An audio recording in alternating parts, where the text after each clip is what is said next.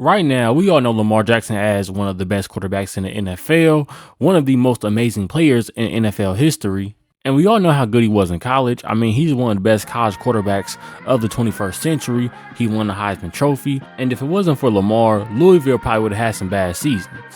Now, we all know how successful he has become, but it always didn't look this way for Lamar's future. According to 247 Sports, he was the 18th ranked quarterback in his class, and today I want to take a look at what happened to all the quarterbacks that was ranked above him. The number one quarterback according to 247 Sports in his class was Jarrett Stidham. And it made sense as Stidham as a senior in high school will have almost 3,000 passing yards for 35 touchdowns. He will also total almost 1,000 rushing yards and 15 touchdowns on the ground, and originally he was committed to Texas Tech. Stidham decided to change his commitment from Texas Tech to Baylor. Now Stidham would arrive at Baylor as the backup behind Seth Russell. Despite being the backup, Stidham would still appear in the first 7 games, throwing for 331 yards. But in that game, Russell would suffer a neck injury ending his season, so Stidham had to replace him. Now Stidham's first start would come against the Kansas State Wildcats, where he would go 23 of 33 for 419 yards and 3 touchdowns. Stidham will also have a rushing touchdown, so this game he showed off his potential as that 5-star player. He would then go on to start a couple more games, and then on November 25th of 2015, head coach of Baylor, R. Briles, would announce that he suffered a chipped bone on his ankle. Now this would end Stidham's season for good, but he had a good true freshman season as he had 1,200 yards and 12 passing touchdowns with just 2 interceptions. Bad news would arrive for Baylor though, as they would have a sexual abuse scandal during the offseason, and many of their coaches were either fired or they resigned. And due to this and the dissatisfaction of being Russell's backup, on July 7th, Stidham would then enter the transfer portal, and after spending a semester at McLennan Community College, he would then announce his commitment to Auburn. Now Stidham's first season at Auburn was actually really good. He had 3,100 passing yards and 18 passing touchdowns with just 6 interceptions. The most impressive thing that season for Stidham at Auburn was the fact that they beat number 2 Georgia and number 1 Alabama. The highest Auburn would be ranked this season is number 2 in the college football playoff poll. They will also win the SEC West and make it to the SEC championship game. The only problem is that they will lose to Georgia and get knocked out of the college football playoffs. Stidham and Auburn will then play UCF in the Peach Bowl, in which they will lose, and then UCF will go on to claim that they were national champions. And going into next season, Stidham's name will be thrown into Heisman talks. Once again, Stidham will have a very good season, but Auburn did not, as Auburn will go 7-5, but Stidham did have 2,700 passing yards, 18 passing touchdowns, and just 5 interceptions. Stidham would then forego his senior season of college and enter the draft, where he was picked in the 4th round, 133rd overall. And since he was picked by the Patriots, he'll be playing behind Tom Brady, and you know his first season he wouldn't see much playing time. Even after Tom Brady left, he wouldn't see much playing time because the Patriots ended up signing Cam Newton, of course former NFL MVP. Stidham wouldn't play at all his 3rd season in New England, ending his tenure with just 270 yards, 2 passing touchdowns, and 4 interceptions. The Las Vegas Raiders would then take a chance on Stidham as they signed him to be a backup, and there he would throw for over 600 yards, and he would start 2 games. The 2023 season, Stidham spent with the Broncos, and it looks like he's going to do the same for the 2024 season, backing up Bo Nix. Relief. There were 9 mistakes made ahead of me.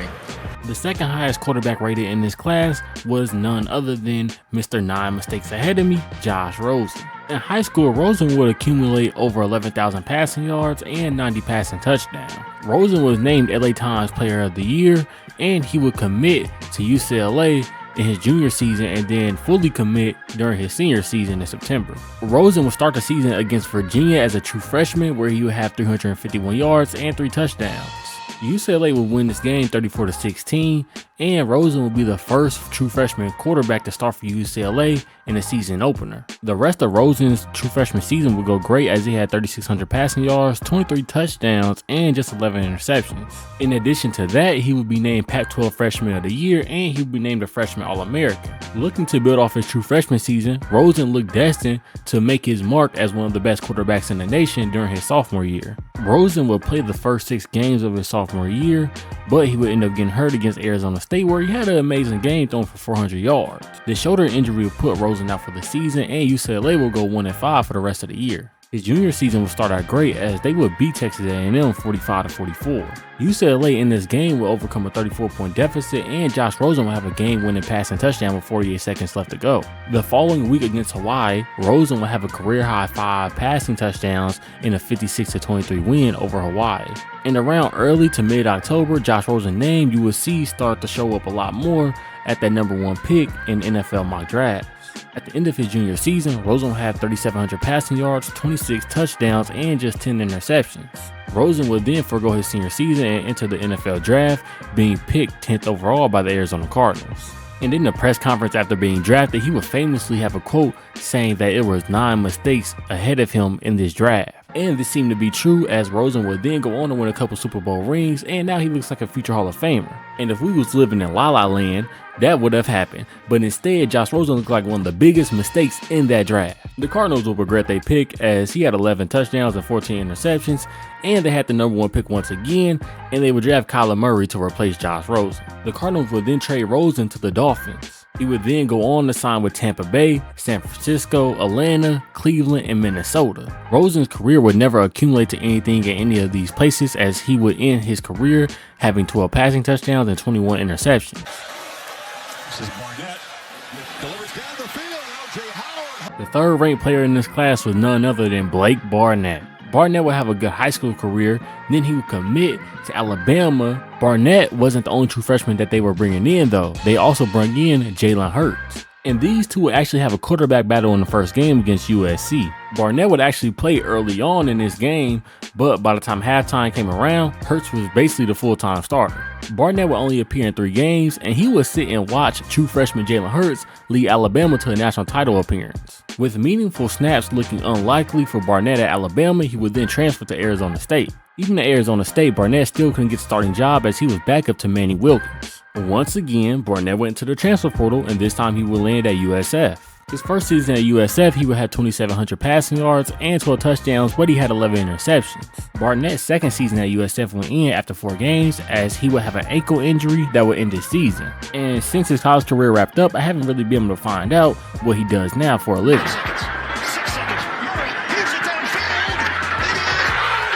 If you don't know, Kyler Murray was that dude in high school in Texas. Kyler Murray has been the only player named Mr. Texas Football twice in the state of Texas. He will also be named Gatorade Player of the Year, and he will go undefeated as a starter in high school, going 42-0 and winning 3 state championships. Now, Murray would commit to Texas A&M to play football, and he would commit there and play baseball as well. When Murray first got there, he was primarily a backup, as Texas A&M had Kyle Allen, so Murray would only get in, usually during Wildcat formation.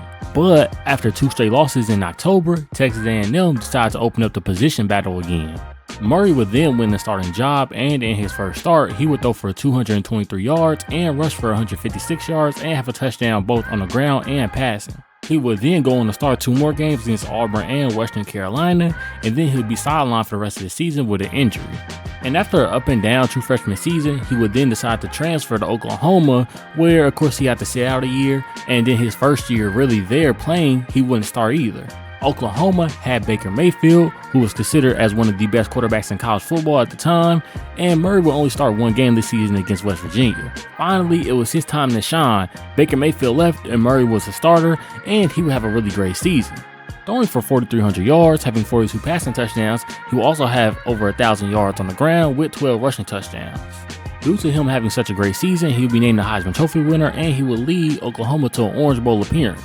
After losing in the Orange Bowl, he would then forego his senior season, and he went into the NFL draft, where he was picked #1 by the Cardinals, and he would choose the NFL over the MLB. Individually, Murray has had a successful career. Team-wise, though, it hasn't been too successful. Murray has over 15,000 passing yards, and he has 94 passing touchdowns. He also has 2 Pro Bowl appearances, and he has an Offensive Rookie of the Year. Team success-wise, though, he's only led the Arizona Cardinals to the playoffs once, and in that game he had 2 interceptions and no touchdowns. Also, the Cardinals have failed to really give him a consistent offensive line. Breaks 1 tackle. On 1st down and goal, Wimbush gonna keep it. Now we move on to Brandon Wimbush, who threw for over 3,000 yards his senior season and was the best quarterback in the state of New Jersey. Out of high school, Wimbush would commit to Notre Dame, where he would play 2 games in his freshman season, then he would redshirt in his sophomore season. Wimbush's first start came against the Temple Owls, where he had 184 passing yards and 2 touchdowns. And it seemed like this season he was kind of just scratching the surface of what he could be, as he had 1,800 passing yards and 16 passing touchdowns. He also had 800 rushing yards and 14 rushing touchdowns. That potential was never fulfilled though, as next season he did start, but due to some struggles, Ian Book came in and replaced him. Wimbush's last game for Notre Dame would come against Florida State, and after that, he would end up transferring to UCF. At UCF, Wimbush would start one game and appear in 6 games, but he really wouldn't do anything there. Wimbush wouldn't have much of a pro career, and the latest news I can find of him is in 2021, he became the CEO of an NIL company. The next quarterback on the list is Ricky Town. Who? Unless you're a USC, Pitt, or Arkansas, or just a guy that followed college football recruiting at this time, you probably don't know this player. But in high school, Ricky Town was like that, as he had over 7,000 passing yards and over 120 total touchdowns in his high school career. Of course, he was being recruited by every major school in the nation: Alabama, USC, Penn State, Miami, you name them, he was being recruited by him. Ultimately though, he decided on USC, where he would enroll after graduating a semester early in the spring of 2015. Not too long after though, in the fall, he would actually decide to leave USC and transfer to Arkansas as a true freshman. After just one season in Arkansas, he would decide to transfer again, but this time to Ventura College. While at Ventura, he would throw for 1,100 yards and 12 touchdowns and earn himself a scholarship to Pitt. At Pitt, Town would appear in 3 games and throw a whopping 1 pass for 15 yards. After that one season, it would announce that he'd be leaving Pitt due to family reasons, and since then, I haven't been able to find nothing on him. So somebody in the comment section, let me know if you do know what Ricky Town is up to today.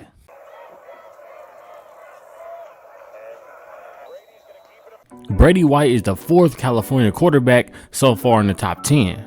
Brady was an All-American in high school, and he would commit to Arizona State surprisingly. At the time, and it's still the case, White is regarded as one of the top recruits in Arizona State history.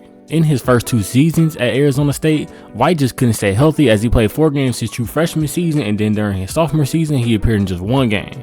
After those 2 seasons with the Sun Devils, White would announce he would transfer to Memphis, where he would find a nice home. Spending 3 years at Memphis, White would have 10,690 passing yards, 26 touchdowns, and he would help Memphis go to 3 straight bowl games, and he would break Memphis passing records for touchdowns, passing yards, and wins as a starting quarterback. After those 3 years, White decided to go to the NFL draft, where he was not selected, but he did get a training camp invite by the Tennessee Titans. The invite would lead to not much, and then he would sign with the Tampa Bay Bandits of the USFL, and after not doing much with them, he would go to the Memphis Showboats. With the Showboats, he would have 2 passing touchdowns and 323 passing yards. And as of today, White is on Arizona State's football coaching staff, so shout out to him. Travis Johnson was also another quarterback from California. He would play at Survey High in Anaheim, California, throwing for over 3,000 yards and rushing for over 2,000 yards. Johnson would commit to Oregon, where in his first season it went in early due to injury. He would redshirt in his second season, and by the time of the spring in his third season, he would end up transferring. The place he would end up would be Riverside College, where he would throw for 300 yards and 3 touchdowns. He will also have 400 yards rushing and 3 touchdowns rushing. He would then opt to go to Montana State, where he would be a do-it-all type of guy. He would be 3rd on the team in rushing, 3rd on the team in passing, and 2nd in receiving, and he was named first team All Big Sky. He would then go to the NFL, where he wouldn't be drafted, but he would land on the Tampa Bay Buccaneers, where he was on a Super Bowl winning team. And the latest news I can find about Johnson is that he got released after getting a DUI in 2022. Caught! Jennings did it! What an effort! Jennings was the 9th ranked quarterback in his class. Jennings was a quarterback in Murfreesboro, Tennessee for Blackman High School. Now, Jennings would commit to Tennessee as a quarterback, but when he got on campus, they would move him to wide receiver due to his skill set. In his first season, Jennings wouldn't do too much, but in his sophomore season, his role will expand and he would get to showcase his talent. That season, he would have 580 receiving yards to go along with 7 touchdowns. He would look to build off that season in 2017, but that didn't get to happen as he only played 1 game due to a wrist injury, and then he would get dismissed from the team. His 4th season with the Vols, he would have 400 yards and 3 touchdowns, but his last season would be his best. In his last season with the Vols, he would have 969 yards to go along with 8 touchdowns. Jennings would then enter the NFL draft, where he would be picked in the 7th round by the San Francisco 49ers with the 217th overall pick. So far, Jennings has spent 3 years in the league, and all 3 years have been successful. So far, in those 3 years, he has 963 receiving yards and 7 total touchdowns. His best stretch of games came this past postseason, where he had 10 catches for 111 yards. Jennings would actually help the 49ers get to the Super Bowl, where he would actually catch and pass for a touchdown. And with Jennings signing an extension this offseason, it's safe to say that he'll be in the league for a good amount of years.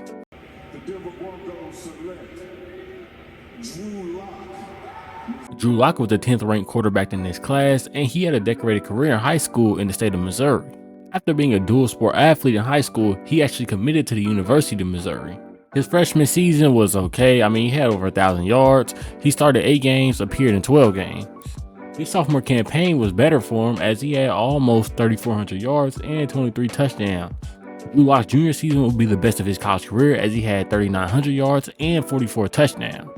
And he probably should have entered the draft after that season, but he decided to stay another year, where he had a down season compared to the previous season. In his senior season, Lock would have 400 less yards and he would have 14 less touchdowns. Of course, Lock entered the draft, where he was picked in the 2nd round by the different Broncos, who was looking for a franchise quarterback at the time. The only thing is, it wasn't Drew Lock. The most memorable thing about Drew Lock's rookie season was that he was rapping "Put On" by Young Jeezy.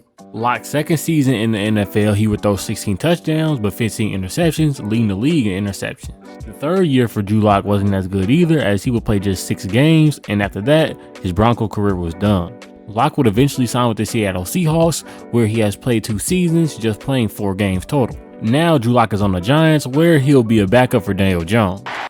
2nd down and 3, off the play fake, Browning the throw, pass is complete. 247 Sports had Jake Browning ranked 11th in this class, and he was another quarterback from California. In his senior season, Browning would throw 91 touchdowns, breaking the national record for most touchdowns in a single season in high school.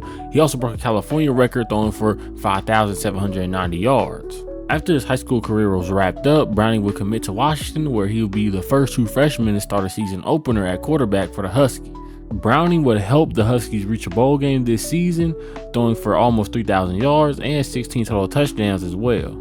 Browning's sophomore season would be the most decorated of his career, as he will win Pac-12 Offensive Player of the Year. He'd be 6th in Heisman voting. He'll be named first team All Pac-12. On top of all that, he would throw for over 3,000 yards and 43 touchdowns, and he would lead the Huskies to the first conference championship appearance since 2000. Now, his last 2 seasons with the Huskies were really good.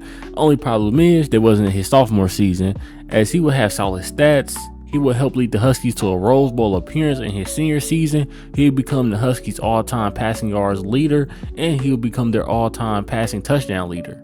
Of course, Browning would then enter the NFL draft, where he wasn't picked, but he signed with the Minnesota Vikings as an undrafted free agent. After getting waived multiple times by the Vikings, he would then sign with the Bengals on September 7th of 2021. First 2 seasons, he wouldn't see the field, but in his 3rd season, due to Joe Burrow getting injured, he would actually play a couple games. In Burrow's absence, Browning would throw for almost 2,000 yards and 12 total touchdowns, and this offseason, he was signed to a 2-year extension.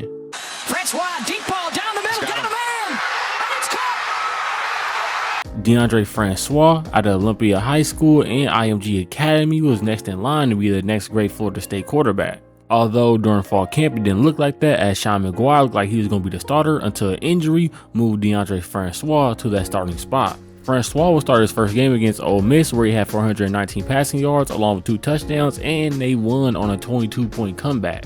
For the rest of the season, Francois would throw for 20 touchdowns and 3,300 yards, and he will lead Florida State to an Orange Bowl appearance where they lost to Michigan. Francois and Florida State would play Alabama first game of the 2017 season, where Francois would injure his patella tendon, putting him out for the rest of the season. After that injury, he never really looked the same. He came back the next season, threw for 2,700 yards, 15 touchdowns, but 12 interceptions. In the offseason, Francois was actually released from the program after a video of a domestic dispute between him and his girlfriend was posted on social media. He would then try to go to FAU, but that never materialized. Then he would settle to go to Hampton, where he had a solid season, but not good enough to get recognized by the NFL. So far in the pros, DeAndre Francois has played for the Spring League, the Fan Control Football League, the XFL, and the UFL. Let him roll out and look downfield. The throw back across. 247 had Sam Darnold ranked as the 13th quarterback in his class, and he was another quarterback from California. Fun fact, in high school, he would actually play football and basketball, and he would also play linebacker and wide receiver while playing football as well. Even though he played multiple positions in high school, when he committed to USC, it was to play quarterback. Fun fact though, Justin Wilcox, USC defensive coordinator at the time, wanted Sam Darnold to actually play linebacker. Darnold was at USC for 3 years, but he only played quarterback for 2 of those years. During his time at USC, Darnold would total over 7,000 passing yards to go along with 57 touchdowns, and he would lead USC to back-to-back bowl games. During his college career, he would be named first team All Pac-12. On top of that, he would win the Archie Griffin Award, and he would win Pac-12 Freshman of the Year. After those 2 years playing for USC, Darnold would then enter the draft, where he was picked 3rd overall by the New York Jets. Darnold would actually be the youngest quarterback to start in an NFL game since the AFL and NFL merger. The first passing play of Darnold's career, he would actually throw an interception, and that would be a telling story for the rest of his career. Darnold would have multiple seasons where he had more interceptions than he did touchdowns. In his career, he had 63 total passing touchdowns and 56 total interceptions, and he has struggled to be a starting quarterback in the NFL. But he has been able to keep a job, as this offseason he signed with the Minnesota Vikings for 1 year, $10 million. Quentin Dormady was a 4-star quarterback from Texas who committed to Tennessee, being the second quarterback on this list that has now committed to Tennessee. Dormady would struggle to find playing time at Tennessee. In 3 seasons, he would play just 16 total games. Even though Dormady decided to transfer to Houston, he still couldn't find a home, as he only played 1 game there. He eventually found a home in Central Michigan, where he had a great season. Dormady would have 2,300 passing yards to go along with 14 touchdowns and lead CMU to a bowl game. Dormady wouldn't get a shot in the NFL, but he would play in the CFL, XFL, and UFL. They give a chase and he somehow escapes again.